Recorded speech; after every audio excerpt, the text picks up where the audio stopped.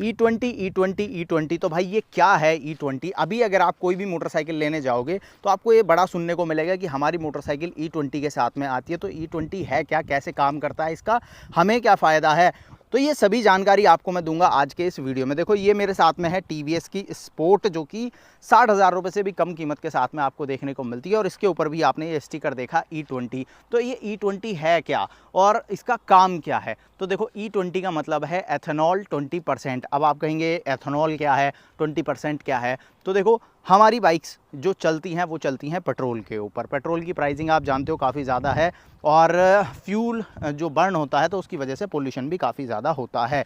तो इनको कंट्रोल करने के लिए अभी पेट्रोल के साथ में मिक्स किया जाता है एथेनॉल। एथेनॉल जो है ये बनता है गन्ने के वेस्ट से।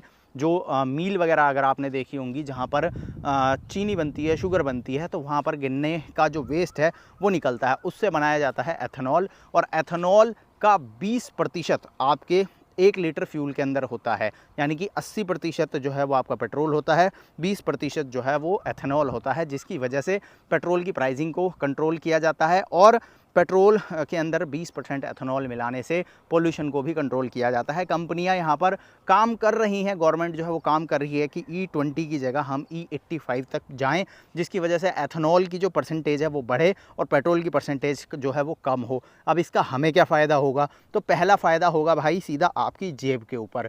पेट्रोल जैसे जैसे पेट्रोल की क्वांटिटी जो है वो कम होगी, वैसे वैसे पेट्रोल की प्राइसिंग जो है वो कंट्रोल की जा सकेगी। अभी हम सब जानते हैं कि भाई पेट्रोल आता है अरब देशों से, तो हमारी डिपेंडेंसी है उनके ऊपर, हमें उनसे पेट्रोल लेना होता है, और उसके बाद हमारी गाड़ियां जो हैं वो चलती हैं। अगर हम यहाँ पर E20 टेक्नोलॉजी से आगे बढ़कर E50 या E85 टेक्नोलॉजी तक जाएं, यानी कि एथेनॉल की जो मात्रा है उसको 85% तक ले जाएं, तो हमारा जो पेट्रोल है वो हमें कम ख़रीदना होगा, जिसकी वजह से हमारी सरकार जो है वो पेट्रोल के प्राइस को और कम कर पाएंगी। और एथेनॉल से जो बेनिफिट हमें मिलेगा वो एक तो हमारा पेट्रोल का प्राइस कम होगा, दूसरा एथेनॉल बनता है गन्ने के रस के वेस्ट से, तो जो गन्ने किसान उगा रहा है तो किसान को भी बेनिफिट होगा। एथेनॉल की मात्रा जब बढ़ेगी, एथेनॉल की डिमांड जब बढ़ेगी तो गन्ने की डिमांड बढ़ेगी, जिसकी वजह से किसानों को भी फ़ायदा होगा। तो इस तरह अगर आप देखो तो ये सारा बेनिफिट जो है हमारी कंट्री को होगा। एथेनॉल की मात्रा बढ़ने से किसान को फ़ायदा होगा, एथेनॉल की मात्रा बढ़ने से पेट्रोल के प्राइस कम होंगे तो आपको फ़ायदा होगा, और नई टेक्नोलॉजी आने की वजह से पोल्यूशन भी काफ़ी कम होगा।